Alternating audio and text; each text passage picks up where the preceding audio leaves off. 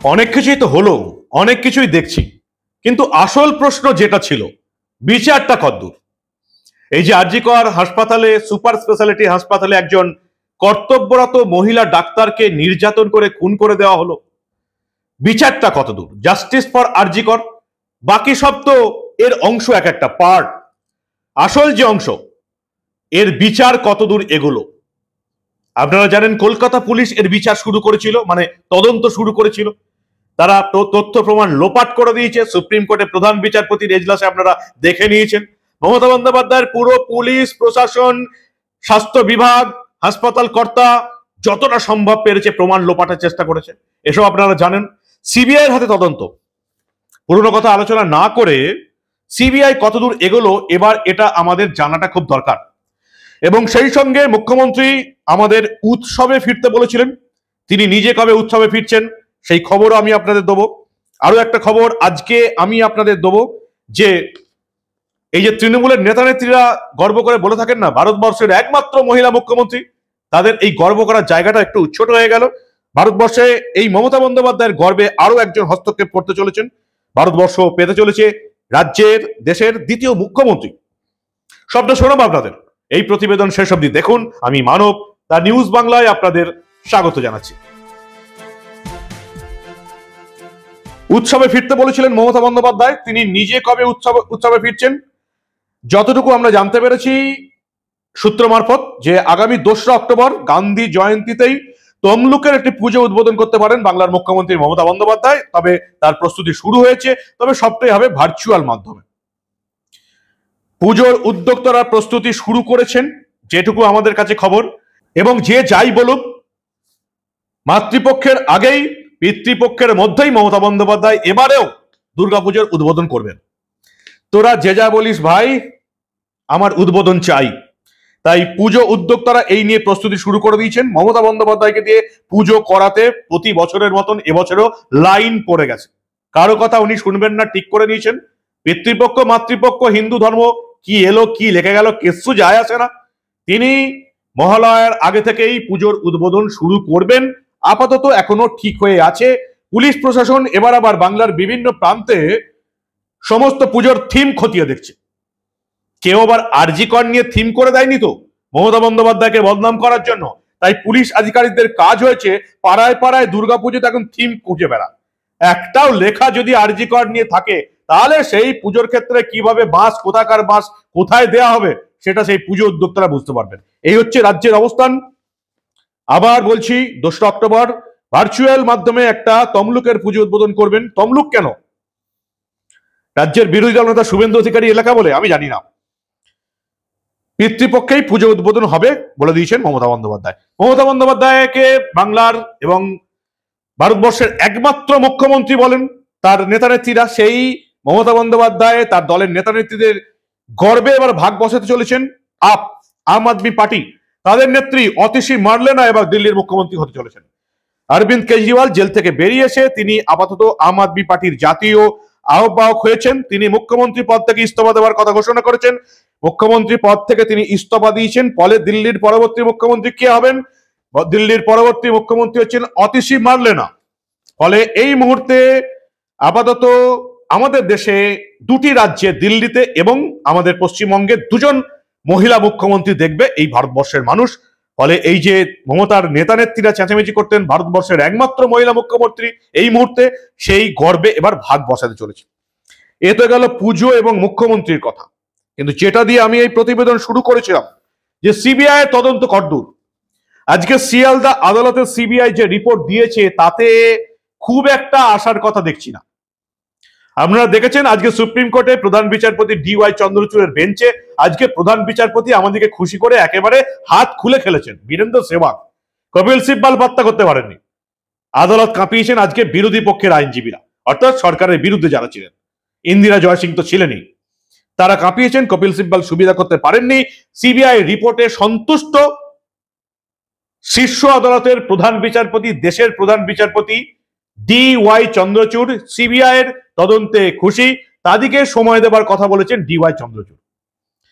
প্রধান বিচারপতি খুশি হয়েছেন। ফলে একজন ভারতীয় নাগরিক হিসাবে সংবিধান মেনে, দেশের সুপ্রিম কোর্ট মেনে, দেশের সুপ্রিম কোর্টে দেশের প্রধান বিচারপতির কথা মেনে আমাদেরও খুশি হওয়ার কথা ছিল। কিন্তু ওই কেন জানি না প্রধান বিচারপতি যতটা খুশি হয়েছেন, সিবিআই কে সময় দিয়েছেন, তাদের স্ট্যাটাস রিপোর্ট থেকে খুশি হয়েছেন, কিন্তু শিয়ালদা আদালতে আজকে সিবিআই এর যে আইনজীবী যা বক্তব্য রাখলেন, কোথায় যেন এই খুশির মধ্যেও একটু আশঙ্কার কালো মেঘ ঢুকছে। ঠিক খুশি হতে পারছি না যতটা প্রধান বিচারপতির কথা অনুযায়ী আমার খুশি হওয়া উচিত ছিল। কি করব বলুন? শিয়ালদা আদালতে আজকে কি রিপোর্ট দিল সিবিআই? তাদের আইনজীবীরা জানাচ্ছেন যে এই যে সন্দীপ ঘোষ, আরজি করের প্রাক্তন অধ্যক্ষ, এবং অভিজিৎ মন্ডল, টালা থানার ওসি, এদের দুজনকে গ্রেপ্তার করলেও এরা দুজনে যে সরাসরি এই কাণ্ডে, মানে এই অত্যাচার এবং এই খুনের সঙ্গে যুক্ত কি না, সেই প্রমাণ তারা এখনো পাননি। এদিকে দুজনকে গ্রেপ্তার করা হয়েছে আপাতত বৃহত্তর ষড়যন্ত্রের কারণে, অর্থাৎ প্রাতিষ্ঠানিক ষড়যন্ত্র হয়েছে, যেখানে মমতা বন্দ্যোপাধ্যায়ের পুলিশ এবং প্রশাসন প্রমাণ লোপাটের চেষ্টা করেছে বলে অভিযোগ। তাই আপাতত সন্দীপ ঘোষ এবং অভিজিৎ মন্ডলকে গ্রেপ্তার করা হয়েছে। প্রথম যাকে গ্রেপ্তার করেছিল কলকাতা পুলিশ, যে এখন সিবিআই হাতে, সেই সঞ্জয় রায় সিভিক পুলিশ, তার বিরুদ্ধে যেমন অকাট্য প্রমাণ পাওয়া গেছে, তেমনি সন্দীপ ঘোষ এই অত্যাচার এবং খুনের সঙ্গে সরাসরি যুক্ত কিনা সেই প্রমাণ এখনো পাওয়া যায়নি, তদন্ত চলছে। এটাও স্ট্যাটাস রিপোর্টে সুপ্রিম কোর্টে দেওয়া হয়েছে। আজকে আমরা দেখলাম ধৃত সন্দীপ ঘোষ এবং অভিজিৎ মন্ডলকে আগামী 3 দিন সিবিআই হেফাজতে নির্দেশ দিয়েছে শিয়ালদা আদালত। অভিজিৎ মন্ডলের আইনজীবী, মানে টালা থানার ওসির আইনজীবী, আজকে বললেন তার মক্কেল গ্রেপ্তারির পদ্ধতিগত বৈধতা নিয়ে প্রশ্ন তুলেছেন। তিনি দাবি করেছেন তার মক্কেল তদন্তকারী আধিকারিক ছিলেন না, তিনি সহযোগী ছিলেন। ঠিক প্রশ্ন, অবদার্থ ঠিক প্রশ্ন। তদন্তকারী অফিসার ছিলেন না, এবং সবচেয়ে বড় কথা, আরজি করে সকাল থেকে যেখানে দাঁড়িয়ে রইলেন কলকাতার পুলিশ কমিশনার বিনীত গোয়েল, সেখানে টালা থানার ওসি অভিজিৎ মন্ডলের ক্ষমতা কি? এদিকে এই নিয়ে আরো একটা জিনিস উঠে এসছে। বাংলার যারা নিচু তলার পুলিশ কর্মী আমরা যাদের বলি, অর্থাৎ আইপিএস দের নিচে যারা আছেন, যারা এই মুহূর্তে থানার ওসি ক্যাডারে আছেন, ওসি আইসি যারা আছেন, তারা কিন্তু প্রচন্ড ক্ষুব্ধ এই টালা থানার ওসি অভিজিৎ মন্ডলকে গ্রেপ্তার হতে হওয়ায়। কারণ গোটা সিস্টেম যারা জানে, তারা জানে যে ওসি কোনো সিদ্ধান্ত নেয় না। এই ধরনের গুরুত্বপূর্ণ কাজে উপর থেকে নির্দেশ আসে। ওসির উপরে এসি, তার উপরে DC, additional CP, joint CP, CP নিজে ওখানে দাঁড়িয়েছিলেন। ফলে টালা থানার ওসির ক্ষমতা কি ছিল এই আরজি করের হত্যাকাণ্ডে কোন রকম হস্তক্ষেপ করার? ফলে বাংলার কিন্তু ওসি এবং এসিরা বিভিন্ন থানায় যারা আছেন এবং কলকাতার, তারা কিন্তু খেপে গেছেন। ফলে এরা খেপে গেছেন, এটা বুঝেই কলকাতা পুলিশের তরফ থেকে, উঁচু পর্যায়ের তরফ থেকে টালা থানার ওসির বাড়িতে বড় পুলিশ কর্তাদের পাঠানো হয়েছিল গতকাল, আপনারা দেখে নিয়েছেন। এখন নিচু তলার এই পুলিশ কর্মীদের ক্ষোভ কতটা বাইরে আসে, কতটা প্রকাশ পায়, কতটা বিস্ফোরিত হয়, সেটা দেখার জন্য আমাদের নজর থাকবে। কারণ এই ঘটনাকে কেন্দ্র করে কিন্তু এদের মুখ খোলার সুযোগ। এরকম ঘটনা বারবার ঘটবে। একা অভিজিৎ মন্ডল নয়, এই ঘটনা গত 13 বছরে মানুষ হাজারবার দেখেছে, এর পরের বছরেও আগামীকাল দেখতে থাকবে। অর্থাৎ ওসি, ডিসিরা, সিপিরা নির্দেশ দেবেন, আর ফল ভোগ করবে কারা? নিচু তলার অফিসাররা, ওসি, এসিরা। এই হচ্ছে এখনকার ঘটনা। বাংলার বিভিন্ন থানার ওসিরা কিন্তু খেপে গেছেন। তারা এবার ঠিক করে নিয়েছেন, আমরা প্রত্যেকে এই টালা থানার অফিসার ওসি অভিজিৎ মন্ডলের পাশে থাকবো। রাজ্য সরকারকে বাধ্য করছেন যে এর জন্য ভালো আইনজীবী দিতে। সিবিআই কিন্তু বাঘের পিঠে চেপে বসেছে। টালা থানার ওসিকে গ্রেপ্তার করা মানেই পরপর পরপর পরপর তার উপরে যারা আছে তাদেরকেও কিন্তু নজরে রাখা। OC, AC, DC, additional CP, joint CP, শুধু সিপি, যে সিপি আবার নিজে সকালে, বারবার যেটা আমরা বলছি, বিনীত গোয়েল সকালে হাজির হয়ে গেছিলেন আরজি করে। ফলে অভিজিৎ মন্ডল, টালা থানার ওসি, তার ক্ষমতা কি ছিল যে সিপি নির্দেশ দিচ্ছেন তার উপরে কথা বলার? এবং সিপি তাকে কে নির্দেশ দিলেন মৃতদেহ এত তাড়াতাড়ি পুড়িয়ে দেবার? সেটাও তো প্রশ্ন। টালা থানার ওসি যাকে গ্রেপ্তার করা হয়েছে অভিজিৎ মন্ডল, নিজের লোক লস্কর দিয়ে এত তাড়াতাড়ি এই যে মৃতদেহ পুড়িয়ে দিলেন, তার তো এতে কোনো হাত ছিল কি? তাকে তো নির্দেশ দেওয়া হয়েছে, এবং কে নির্দেশ দিয়েছেন সেটা তো আপনারা জানেন, শুনিয়েছি। মমতা বন্দ্যোপাধ্যায় নিজে বলেছেন, আমার সঙ্গে বিনীত গোয়েলের ফোনে অনেকবার কথা হয়েছে, এসকর্ট করে নিয়ে বডি নিয়ে যাওয়া হয়েছে, পোড়ানোর ব্যবস্থা হয়েছে। মমতা বন্দ্যোপাধ্যায় নিজে স্বীকার করেছেন। তারপরেও টালা থানার ওসিকে গ্রেপ্তার করে সিংহের পিঠে চেপে বসেছে কিন্তু সিবিআই। তারা এখন কিন্তু নামতেও পারবে না, এই তদন্ত এগিয়ে নিয়ে যেতে হবে। কিন্তু আজকে শিয়ালদা আদালতের বিচারক সিবিআই কে প্রশ্ন করেন, আপনারা ষড়যন্ত্রের কথা বলছেন, খুন নির্যাতনের কথা বলছেন, প্রমাণ লোপাটের কথা বলছেন, তো এই যে দুজন, পার্টিকুলারলি সন্দীপ ঘোষ এবং অভিজিৎ মন্ডল যাদেরকে গ্রেপ্তার করা হয়েছে, তারা কিসের সঙ্গে যুক্ত? তারা কি এই খুন এবং নির্যাতনের ষড়যন্ত্র এর সঙ্গে যুক্ত, নাকি প্রমাণ লোপাটা যুক্ত? আপনাদের কাছে কি এমন কোনো তথ্য আছে যে এই দুজন ডাইরেক্ট এই অভিযোগে অভিযুক্ত? সিবিআই তরফ থেকে জানানো হয়েছে আপাতত সন্দীপ ঘোষ এবং টালা থানার ওসি অভিজিৎ মন্ডল এই দুজনকে বৃহত্তর ষড়যন্ত্র, প্রাতিষ্ঠানিক ষড়যন্ত্র, প্রমাণ লোপাটের দায়ী অভিযুক্ত করা হয়েছে। এরা সরাসরি, বিশেষ করে সন্দীপ ঘোষের কথা বলা হয়েছে, সন্দীপ ঘোষ সরাসরি এই আরজি কর কাণ্ডের ঘটনার সঙ্গে জড়িত কিনা সেটা এখনো তদন্ত চলছে। আপনারা জানেন যে সুপ্রিম কোর্টের প্রধান বিচারপতি সিবিআই কে আরো তদন্তের সময় দিয়েছেন। তিনি কিন্তু সিবিআই তদন্তে খুশি। আমাদের মনে আশঙ্কা হচ্ছে সেটা আলাদা কথা। আমাদের দেশের প্রধান বিচারপতি ডিওয়াই চন্দ্রচূড় কিন্তু সিবিআই এই তদন্তে খুশি। ফলে বুঝতেই পারছেন যে এই দুজনকে গ্রেপ্তার করা হয়েছে প্রমাণ লোপাটের দায়, বৃহত্তর ষড়যন্ত্র। অর্থাৎ মমতা বন্দ্যোপাধ্যায় সরকার, তার পুলিশ, তার প্রশাসন, তার হাসপাতাল কর্তৃপক্ষ, সন্দীপ ঘোষ একটা বৃহত্তর ষড়যন্ত্র করেছিল অপরাধের তথ্য প্রমাণ লোপাট করার জন্য। সেজন্যই সিবিআই আপাতত এই দিকে তদন্ত চালিয়ে যাচ্ছে। এটাই হচ্ছে এখনকার লেটেস্ট আপডেট।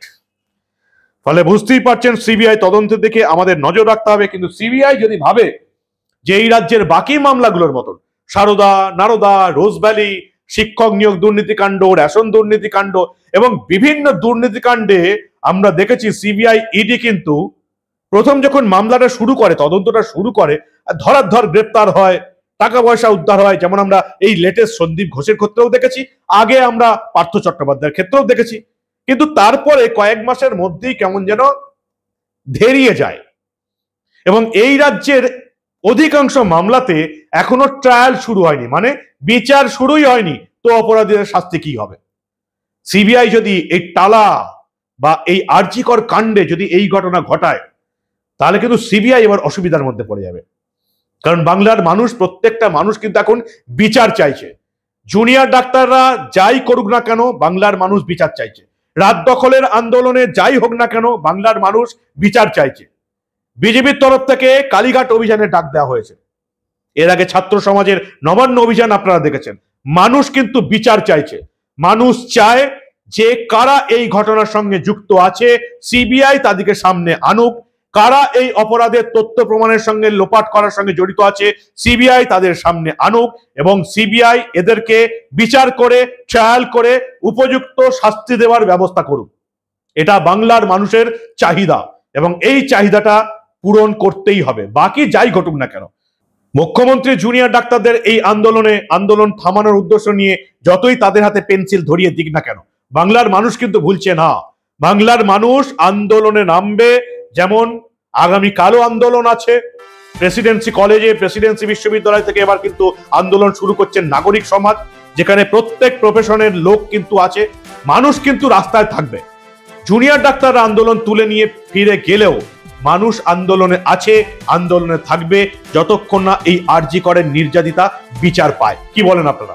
আপনাদের মূল্যবান এবং গুরুত্বপূর্ণ মতামত জানান দা নিউজ বাংলার কমেন্ট সেকশনে। আর দেখতে থাকুন দা নিউজ বাংলা। আমরা এই ধরনের কোনো ঘটনা চেপে রাখতে দেব না।